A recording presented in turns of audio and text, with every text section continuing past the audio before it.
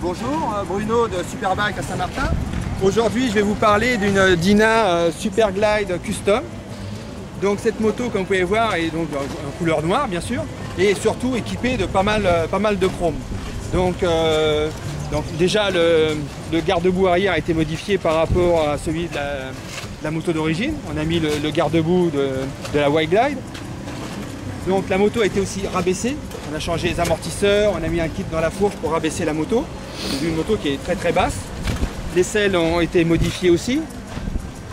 Ensuite, on a mis des pots d'échappement, on a mis un filtre à air heavy breezer, on a changé les repose-pieds, il y a des petits caches sur tout, je ne sais pas si vous les voyez, mais partout il y a des petits caches chromés pour cacher les têtes de boulons BTR. Donc des poignées ergonomiques avec voilà, et des petits pèlerons avec un petit peu de chrome dessus, différents guidons, différentes potences, tout ça pour avoir une position beaucoup plus relax, plus cool sur la moto. Un petit CC bar derrière démontable aussi, bien sûr.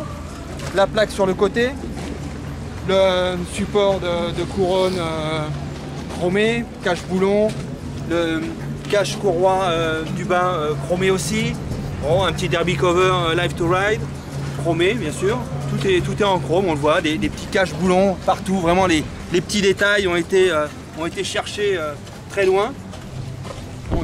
À l'avant, un truc un peu différent de ce qu'on a l'habitude de voir. Donc là, voilà, il y a un gros phare de Fatboy. Le petit phare de Sportster qui était dessus d'origine a été remplacé par ce phare de Fatboy et accompagné d'un optique à LED.